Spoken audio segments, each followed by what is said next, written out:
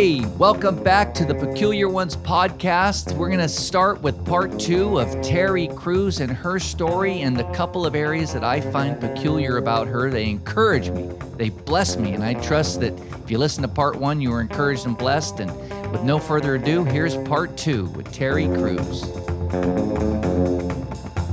And what we're doing is trying to figure out how to do podcasts, how to expand this thing called the Tribal Way, this thing that we've enjoyed living in for 20 years and are trying to formulate and not package, but try to flush out in certain areas of life.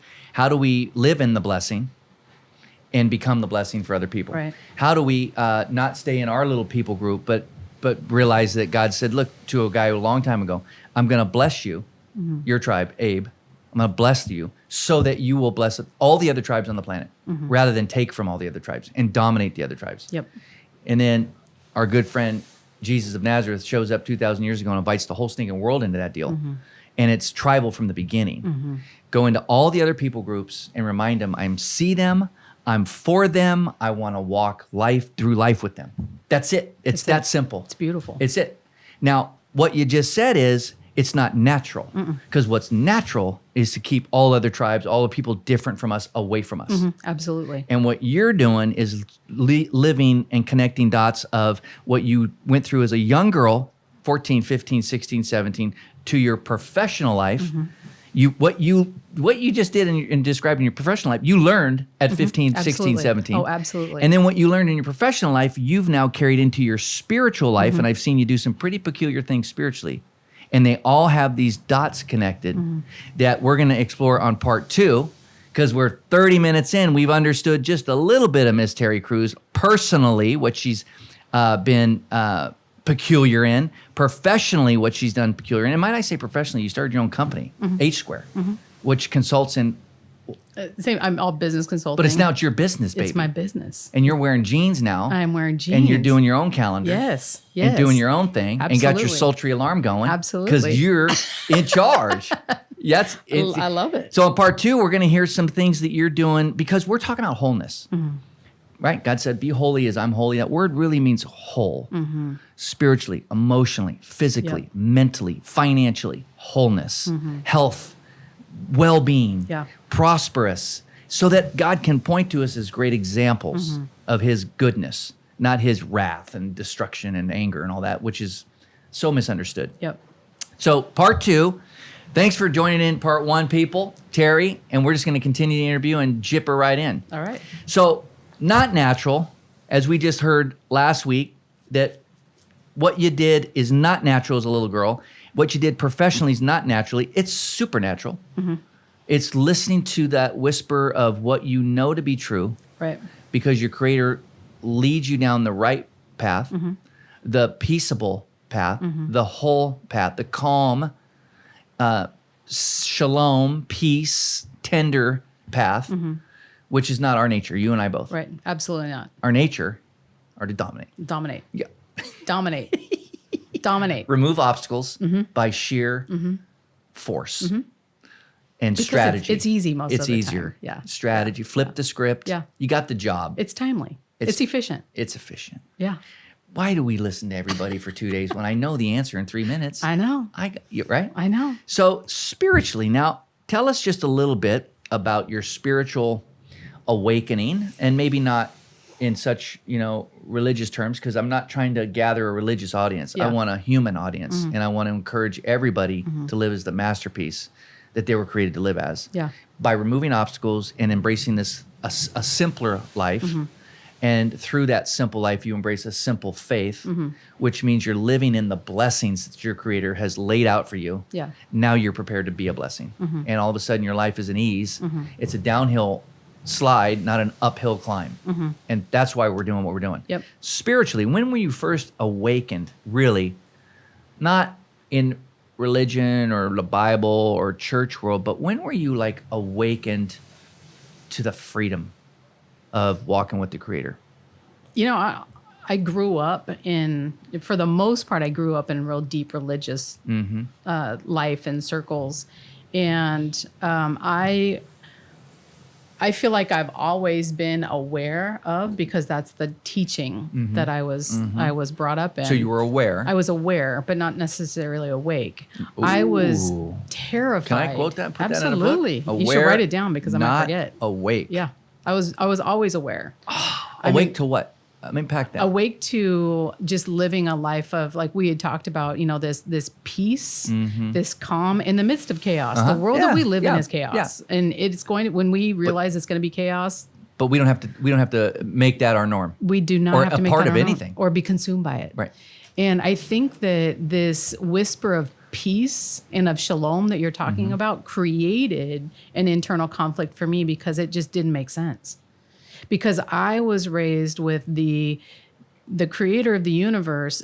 Unless you really do things almost perfect, there's always this disappointment. There's a disappointment, and there's always this reality that at the end of this world, it was all in vain, and you're just going to burn somewhere, and it's going to be terrible. And so it was like this constant strive for perfection. And so I always felt like a failure, because I am curious. I would always have my hands in different cookie jars and doing different things. Right.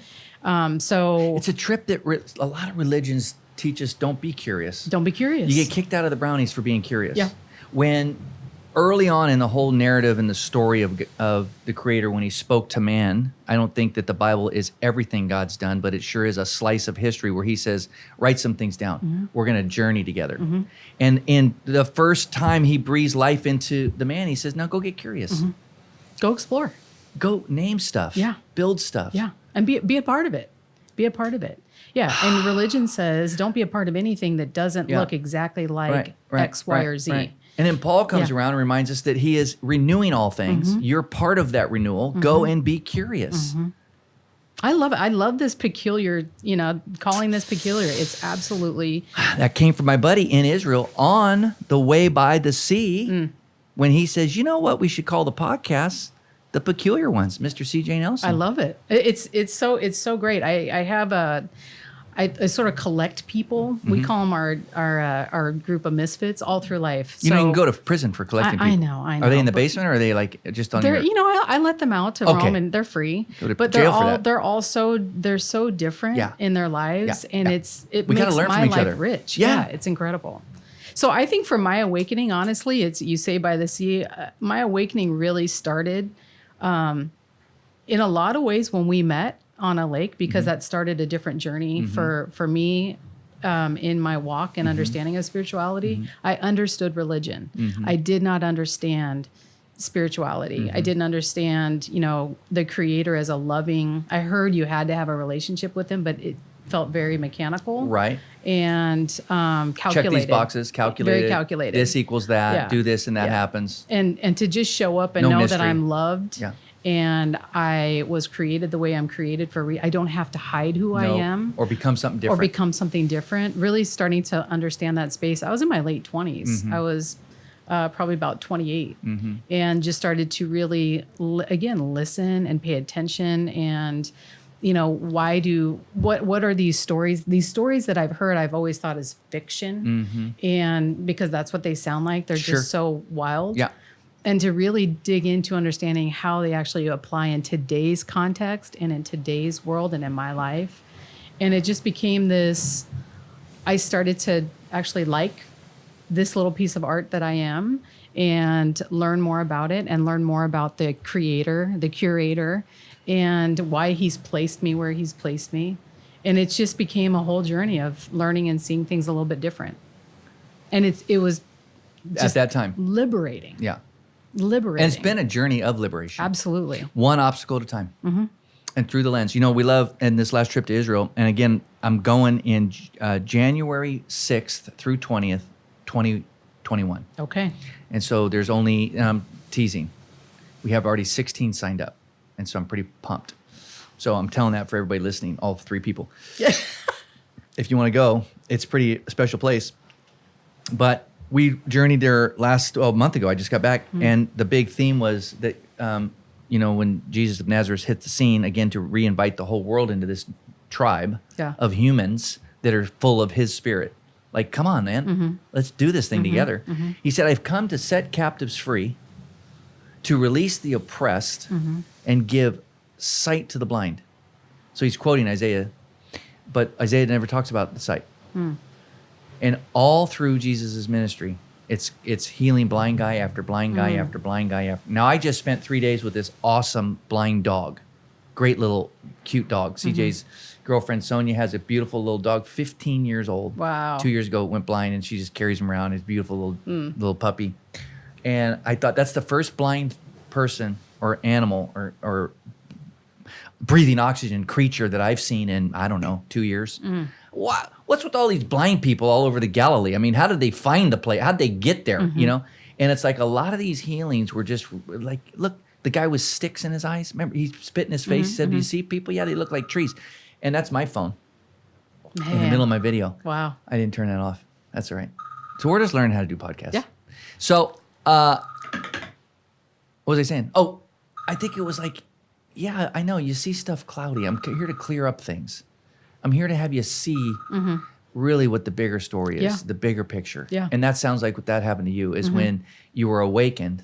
I started to see things. Absolutely. That's exactly it. I started to see things differently. I started to see how embracing, people in their blindness. I was taught that you have to sort of show up. You have to show up ready. You have to show up fixed. Once you're fixed, then you could approach the creator. Once you're perfect, you can approach the creator. But it's like, no, come as you are. And when he says, I came to set the oppressed free, everybody's oppressed. Yeah. That's everybody. We're all oppressed in our own way. We have different versions of oppression. Yep. But we let stuff hold us down. We're all blind. We're all oppressed. Yep. And I think that that's so powerful. The more you dig into that, you're like, wow, that applies to me and you and everybody Today. that I encounter. Right now. Yeah. And so what is holding us back? What are those obstacles, whether they're spiritual, physical, emotional, creative obstacles, lifestyle obstacles? Some of us have very huge. unhealthy lifestyles. Yep. And professional obstacles. We're in jobs we shouldn't be in. Yep. We're in professions we shouldn't be in. They're sucking our souls dry. They're not giving life. They're not like providing nothing. No. They're sucking everything. And we drive there through traffic to get there. Then we come home and we can't kick the cat because we killed the cat like 2 years ago, kicking it over the fence. So now we... And without it, we feel like we have nothing and we are nothing. Right. And that's a lie. And I think that's it. I mean, there's this constant, we are spiritual beings. We are in a spiritual realm. And we're listening to something. We all are listening to something. And sometimes those whispers are just flat out lies. And so I think, part of this journey and this awakening for me has been learning how to identify what's truth and what's a lie. And, that has been... What's a lie you bought? A lie I bought back then, or in the last 5 years, 10 years, without a successful career, I have absolutely nothing to offer. So you bought that lie. Without my job, my husband would leave me. Without my job, my kids. You wouldn't have influence. Yeah, I wouldn't have influence. Another lie I bought is that I am not a lovable being, and I spent a lot of money on my expensive best friend I call my therapist to help me through that process. And I really felt like if people really saw what's on the inside, they would have nothing to do with me. And because my kids love me because they need me. My husband loves me because I've convinced him I am who he needs me to be.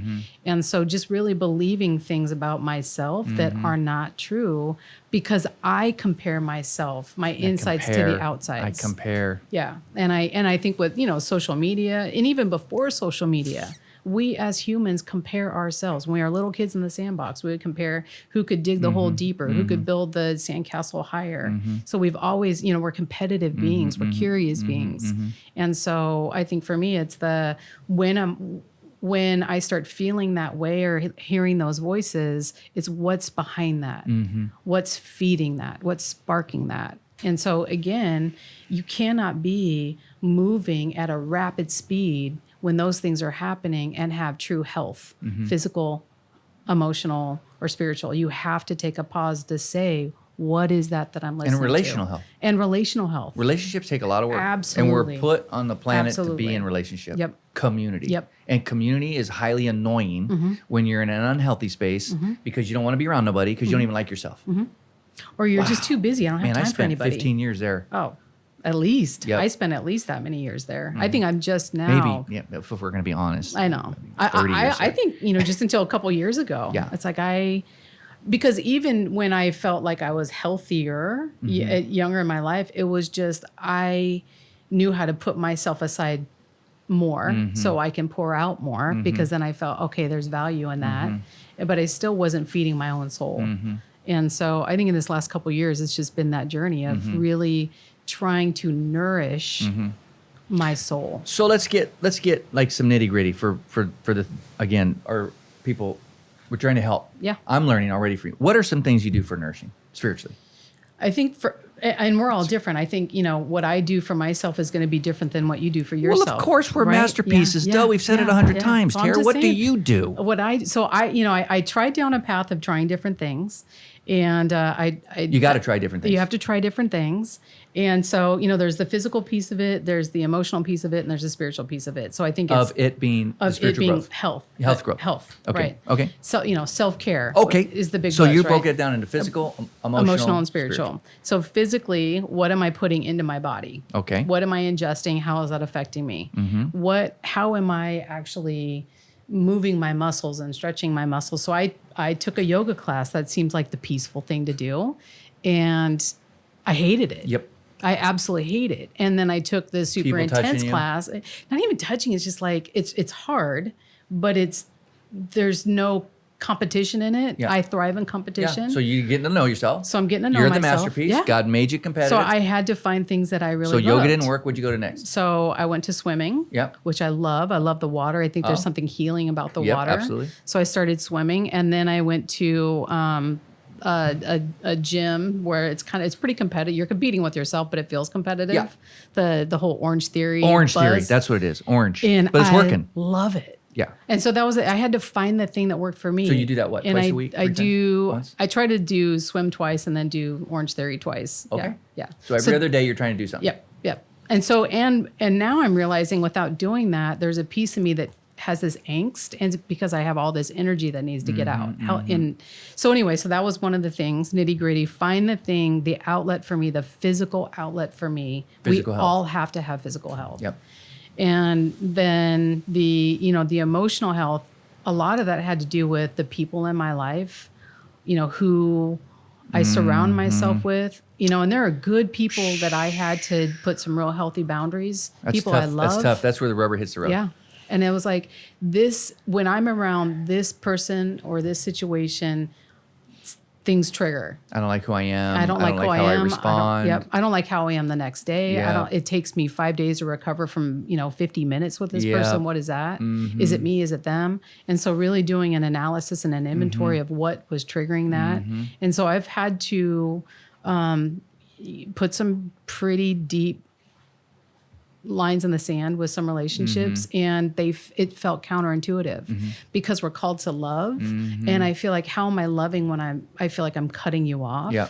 And really, I just was not cutting you off. I was also letting you be your own person. Yeah, man, that's a whole nother thing that we could really explore when I meet some peculiar people that have really learned how to do that well, because I think that is so key, and it's what your counselor did for you when you were 15 is said the hard thing. Yeah.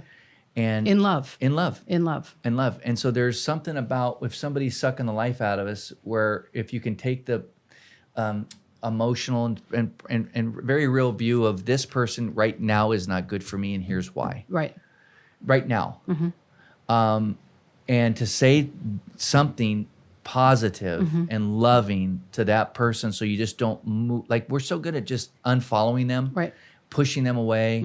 That doesn't help the tribe. That doesn't help anybody.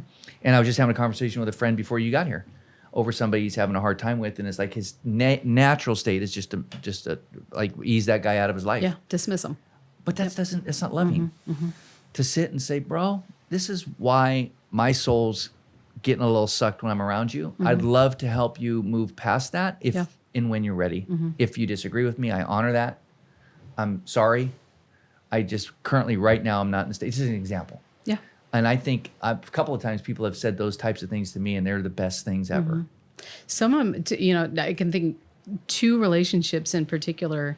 My greatest regret in life is moving away from them without communicating to them why. Yep. Exactly what you just said, Yep. because it took years to go back and start to rebuild those relationships. It wasn't that they didn't matter. Just Yep. like with my counselor, you need to remove yourself Yep. from this place so that you can get healthy, so that you can come Yep. back and be Yep. healthy for you and for us. I'm watching you Yeah. because I know you well, restoring some relationships you moved away from.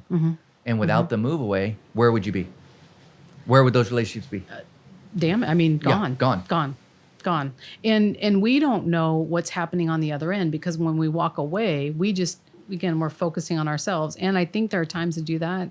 But to your point, communicating those things well with people so they don't feel rejected or abandoned, because we don't want to send them off into that deep space of whatever they have going on or their own. Yep. Yeah. So that's been huge for me. And that was one of those lessons learned, or hard consequence of things that we do. It's painful. The consequence of me just rejecting people and running away. Yep. What they saw was I was abandoning my old friendships for my new friendships. Right. What I was really doing was leaving a space that was unhealthy for me, because I had no control, no discipline, no restraint, to people who had a little bit more of that and who were helping to Breathe into your life. breathe into my life. And pull out the Yeah. goodness and, Yeah. and the things that you wanted to start building on. Yeah. So I think it's, just being aware of who are those people in my life that are breathing into me, who Yep. am I breathing into? And if I'm walking away, make sure that I do that well without damaging. Yep. That's a big piece of it. Yep. Spiritually, I honestly put myself in nature. I've spent most of my life indoors and in a conference room, in an airplane, in a car, in, a coffee shop. Yeah. We're really good at hanging out in coffee shops. And I have found over the last couple of years, I'm so intimidated by nature, by big nature. We have the ocean pounding behind us, and I just know we're going to fall off into the ocean at some point. And I remember we were So wild. we were in the mountains. We were on vacation in the mountains, and I felt overwhelmed. I was almost terrified because of how grand the nature was. And it was, I felt like I experienced the Creator in a different way than I ever have in my life. And this is in the last year. Small. You feel, well, I think we you are. feel small. I mean, And I think that we're supposed to feel small, and that's called being humble and standing in awe Yeah. of something greater. Yeah. And we build these little pods, these lives that are on schedule, on time, and predictable, and it takes us out of the wonder. absolutely. And Absolutely. I think that's right where the Creator meets us, in the wonder. And I've spent the last year really trying to do that. I mean, I was here before you got here, and I just spent a half an hour. Just let me see something. This is my ask always. Let me see something I've never seen before. I came to give sight to the blind. Yeah. Let Let me me see. show me things that, and you know what? Show me things that don't make sense to me. That's okay. And when we come to the scriptures, and because I can't hide the fact that I love who God is and how He interacts throughout nature. I also love that little 6,000 year window we get in Scripture as a glimpse of who He is, what He wants to communicate, what the bigger picture is. Not everything we need to know. Yep. And in that, He says, enjoy the mystery. Don't try to figure me out. Let's just do life together. That's the whole arc. I see you. Yeah. I made you. I value you. Will you value me? And that's the rub, right? Yeah. Well, no, I'm a fixer. I'm a doer. Yeah. I know I like to put puzzles together. I want to put the puzzle together. And if there's a missing piece, Yeah. I'll search my house for like 3 days. Yep. Yep. And then I get frustrated at the Creator, because when I start to really consider the deeper things of what He's doing, I come to the list of what He's not doing. Right. Have you seen the planet? And we got to get past the hurdle of being angry at God. I mean, that was like 5 years of my life. Yeah. That's the first time I went to Israel, 97. I was getting pretty angry at God from like 93 to 97. And I went there to wrestle with Him where He first spoke to humans. And I think there's something really profound of crossing that hurdle in the pursuit of simple faith, is just get angry with God. You ever been angry at God? I think because of my upbringing, I've been so terrified of God most of my life. I've been afraid to be angry at God. And so I'm really good at being angry at people. And again, I think in this journey, for the first time in the last few years, I really did allow myself to be angry at God and vocalize that. And actually, when we were in Israel in 2012, I went to Israel with you, and I was so mad, but I was afraid to say what I felt. Yep. And when I finally, on the side of a hill in the middle of a rainstorm, was remember just verbalizing out into the universe what I was pissed about. And it was liberating. It's like I'm hanging on to something that Yep. And you're not created to hang on to. Yeah. And what the Lord probably said, I know. I think he said good job. Thank you. Thank you. Thank you. I knew it was in there. Thank you. I knew it was there in there. It Now is. you I'm do. so proud Now of you you. do. I'm so proud of you. Was that walking down the hill in the slip? That was Or after the cave? That was before the cave. Okay. That was walking to the cave. Okay, yeah. Because That's you the all long had walk, made it yeah. to the cave, and I'm standing still out down there in the late, rain. yeah. I'm not gonna go hang out with you people. Yeah. God, that was a great time. Yeah. Now I cut you off. Let me see something new. And so you're saying that like sitting out here in the nature. Yeah. Let me see something new. Like a life situation, a life. I mean, just the wonder of what's happening around me, the way a bird flies. I mean, the way everything and anything. Speak. Just speak. I mean, show me. The whole world is a show. It's I a mean, show. we pay a lot It's of a money to be show. entertained, and we can just sit back. I read an article about forest bathing. Have you heard about Forest bathing? forest bathing, like trees, the forest? And there's this whole study in Japan, and there's a Japanese term for it, but essentially it's forest bathing. And it talks about how when we are in nature, in the forest, at a molecular level, because of what we're actually ingesting from the trees and the air, it's affecting our physical being. Just breathing in the forest has health benefits. And All that so oxygen, all that all of it. dirt, all the good stuff that's All of it. oh man. And we avoid it. Molecular. And you went to Hayward High. Well, you know, what's the my word daughter's mean? my daughter's down to every cell. Oh, every down cell to every every cell. cell in your body. We're learning. I'm learning. I'm That may curious. or may not be it, but that was the word in the article. I'm funky. I'm curious. I'm trying to learn some things here. Yeah. I don't know Yeah. much. So you know what? If you're feeling uptight, go hang out in the forest. Go stand under a tree. Just look up at it. Let the sun come through and just breathe in. Watch the sun rise. Watch the sun and or watch watch the it set. sun I like to watch it set No, but because if I you don't like to spend get up early. a whole, if you park in that kind of an environment with a day of wonder, Yes. and you tell me Yeah. that there's no creator. It's amazing. Yeah, it's amazing. Life-changing. It's life-changing. I love that. Hey, listen, we have 5 more minutes. Here's what I love and what I see you spiritually, what makes you peculiar. There's this thing that our friend, our rescuer, Jesus of Nazareth, shared that were his last words to his best friends. He said, I want you to go about the business of making imitators. I want you to imitate me, and I want you to make people that imitate you. I want you to invest in people. I want you to go to all the tribes of the world, and I want you to awaken them.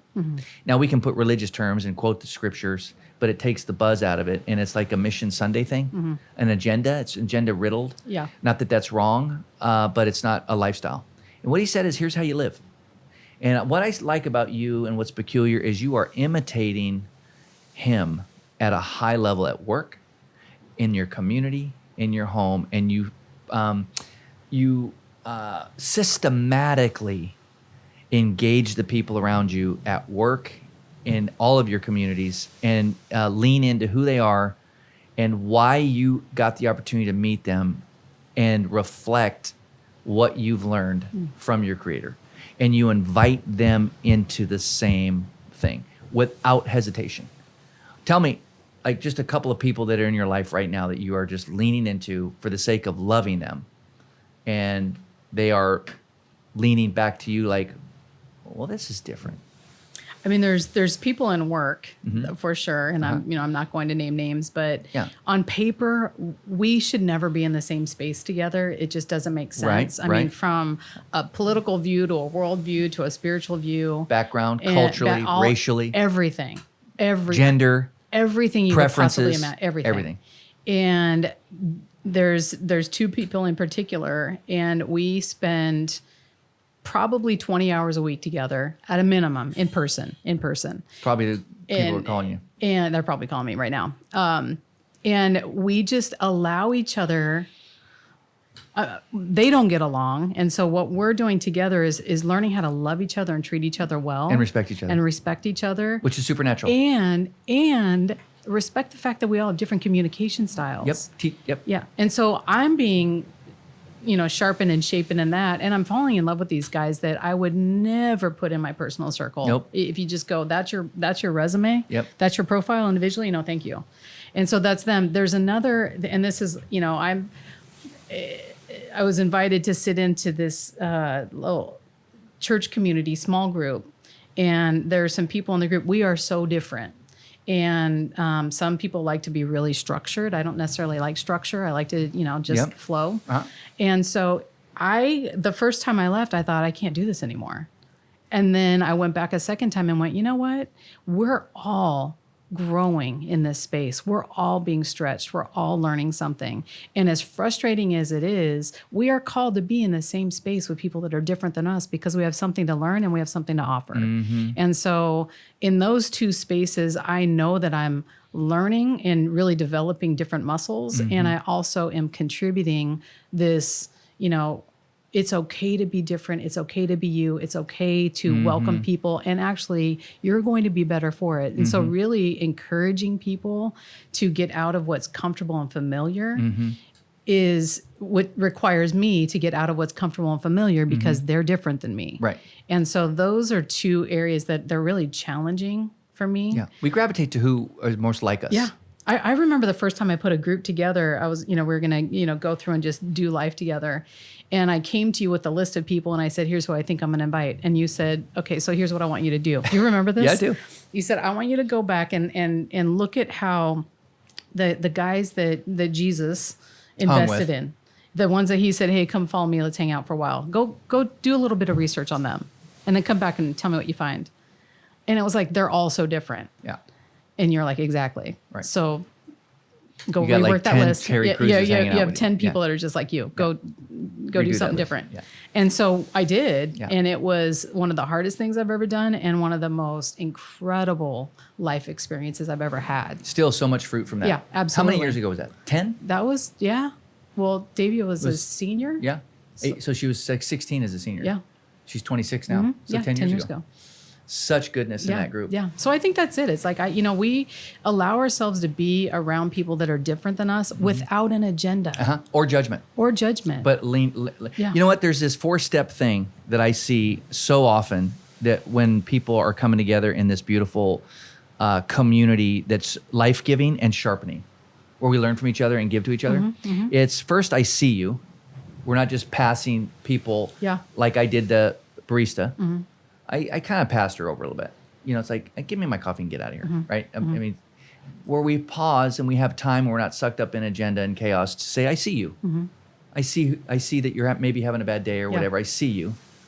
And then I value you. Because when we can stop and see with eyes that are awakened to the bigger, I value you because I see that you're created in love for great things. And I value that. I wonder what those things are. Now we start to go, I value this, even though we're different or maybe you annoy me, but I value you and your health and your well-being. Right.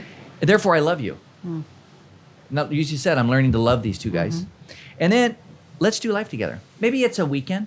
Maybe it's a 12-week thing. Maybe it's a job together. Yeah. Maybe it's a neighborhood 20-year relationship. But let's do some life together. I see you, value you, therefore I love you, and I want to do life with That's you. incredible. Yeah. And hard. Hard.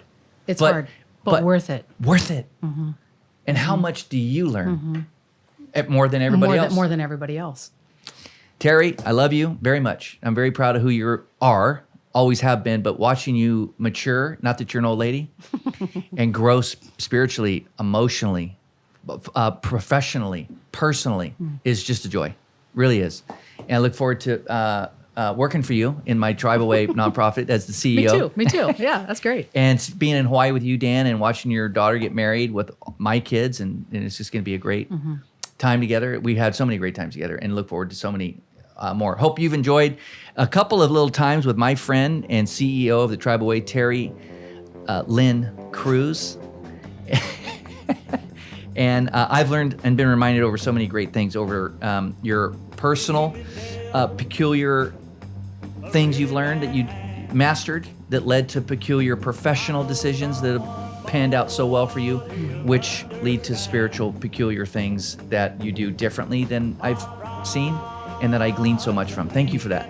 Thank you. All righty. Love you too, man. Peace.